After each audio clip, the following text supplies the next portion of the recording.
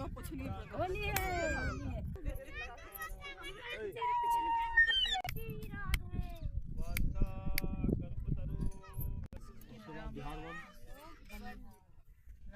One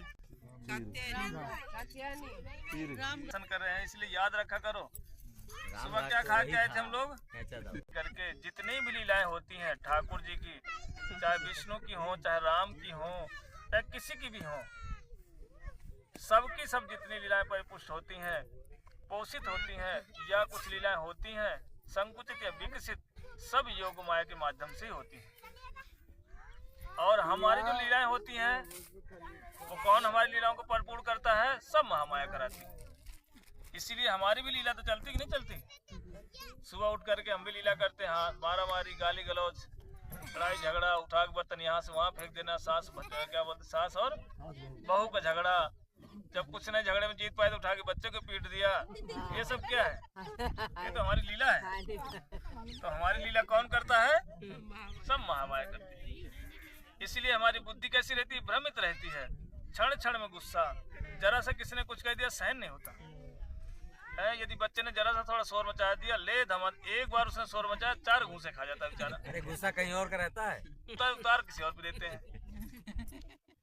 इसीलिए हमारी जितनी लीलाएं हैं, हम जैसे बद्ध जीवों की लीलाएं कौन करता है? सब महामाया करती है।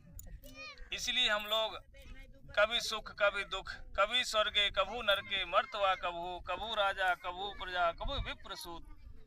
कभी तो स्वर्ग में चले जाते, कहते हाँ स्वर्ग में तो आनंद आ जाएगा। बोले क्यों? बोले बढ़िया अमृत पिएंगे और आनंद से रहेंगे, लेकिन वहाँ भी कष्ट है। इसलिए यहाँ पर कहते हैं कि जो व्यक्ति जमुना जी में आकर के उनको प्रणाम कर ले या आंखों से दर्शन कर ले, कहते हैं उसको कभी भी यमराज के दरबार में जाना नहीं पड़ता। क्यों? ध्यान से सुनना, पूछूंगा लीला को मैं। क्यों नहीं जाना पड़ता यमराज के पास? क्योंकि यमराज और जो जमुना देवी हैं, यमुना महारानी, दोनों भाई बहन हैं। और ये किसके पुत्र? इसलिए कहते भ्रातुरंत कस्पतने विपत्ति हारिणी, प्रेक्षयाति पापिनोपि पाप सिंधु तारिणी, नीर माधुरी भिरपशेष चित्त बंधिनी, माम पुनः तु सर्वोदय अरविंद बंधु नंदिनी। अरविंद बंधु और सूर्य पुत्री है। कहते हैं जो व्यक्ति जमुना जी की सेवा करते हैं, उनकी पूजा करते हैं, उनको कभी भ्रातुरंत कस्पत, भ्रात मतलब कौन का भाई, कौन इनका भाई? बोले यमराज। कभी भी कोई यमराज के पास नहीं जाता, यमाला नहीं जाने देती। कौन? यमुना महारानी। कहते हैं इसका मतलब भाई बहन का झगड़ा चलता होगा। कभी लग रहा बहन कंपटीशन में रहती है हर समय। बोले नहीं, क्योंकि जमुना जी कौन है? ये कोई साधारण नहीं, ये कालिंदी भी है। इसीलिए जमुना जी जब कृष्ण से मिलने के लिए जब वेणुनाद हो रहा था, उस टाइम जो गोपियां बैठकर घरों में से पूर्व अनुरागवती गोपियां जब बैठ करके अपने भावमय नेत्रों से दर्शन करती हुई कहती हैं कि जो श्याम सुंदर हैं उनसे मिलने के लिए सभी तो जा ही रही हैं, लेकिन देखो देखो ये मानसी गंगा को देखो और जमुना को भी तो देखो। बोले ये भी कैसे जा रही है? बोले नद्यास्तथा तद उपधार्य मुकुंद गीतम आवर्तिलक्षितम मनोभय भग्न वेगः, आलिंगनम स्थगितम ऊर्मे भुजे मुरारे, गृह्णन्ति पाद युगलम कमलोपहारः।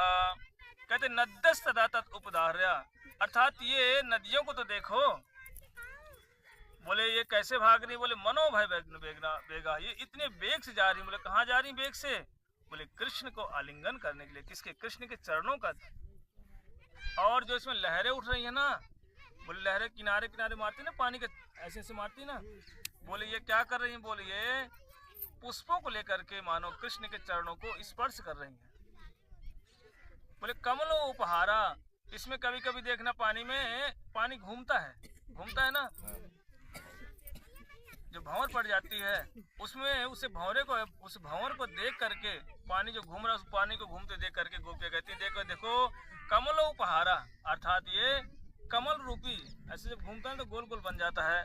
कहते ये उपहार लेकर के दोनों ऊर्मे भुजे मुरारे, दोनों भुजाओं से मुरारे मतलब कृष्ण को देने जा रही है, कृष्ण के चरणों में अर्पण करने जा रही हैं। बोले कमलो उपहारा, उनके चरणों में उपहार दे रही हैं।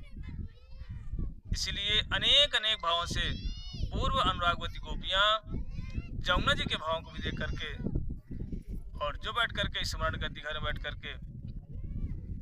इसीलिए जमुना जी कोई साधारण नहीं, देखने में तो काला काला पानी लगता होगा। इसीलिए कहते हैं श्याम तू टेढ़ो तेरी टेढ़ी नगरिया, श्याम तू टेढ़ो तेरी टेढ़ी नगरिया, वृंदावन टेढ़ो गोकुल तेरो टेढ़ो, वृंदावन टेढ़ो गोकुल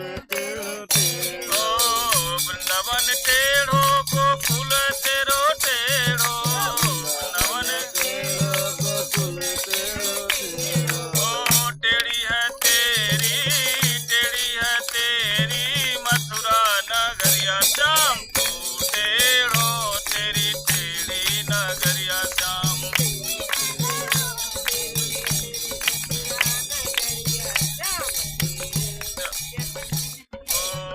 गाय तेरी टेढ़ी सखा भी तेरे टेढ़े, गाय तेरी टेढ़ी, गाय तेरी टेढ़ी सखा भी तेरे टेढ़े, गाय तेरी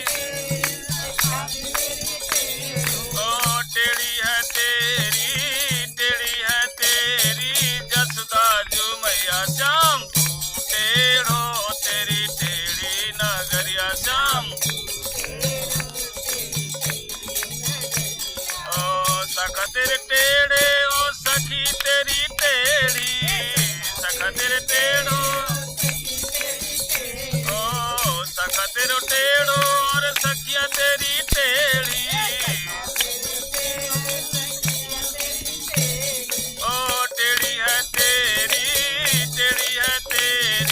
जमुना नगरिया, श्याम तू टेढ़ो तेरी टेढ़ी नगरिया, श्याम तू टेढ़ो तेरी टेढ़ी नगरिया, श्याम तू टेढ़ो तेरी। कहते हैं कि ये जमुना नगरी अर्थात जमुना देवी कैसी हैं, सीधी सीधी नहीं कहीं बहती। देखना कभी तो टेढ़ी इधर को जाती हैं, कभी उधर चली जाती हैं, फिर कभी इधर आ जाती हैं। बोले ये क्या टेढ़ा मेढ़ा? बोले भैया सब कुछ टेढ़ा मेढ़ा है ब्रज में। बोले कृष्ण भी टेढ़ा खड़ा है, वो कभी सीधा खड़ा हो जानता ही नहीं है, घुटने से टेढ़ा, फिर कमर से टेढ़ा, फिर गर्दन टेढ़ी। बोले तीन जगह से टेढ़ा है। बोले भैया इन टेढ़ी वस्तुओं से बच के रहना। कहते सीधी सीधी वस्तु यदि कहीं डालोगे तो वो निकल आती है, लेकिन टेढ़ा व्यक्ति जल्दी प्रवेश नहीं करता, यदि प्रवेश कर गए तो फिर निकलना नहीं जानता।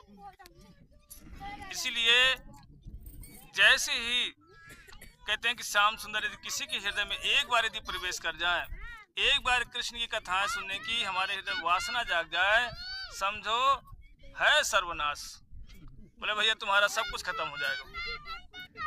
इसलिए लाल जी ने जो परिक्रमा करवाई है ना, ये सब तुम्हारा चौपट करने के चक्कर में है, संभल के रहना।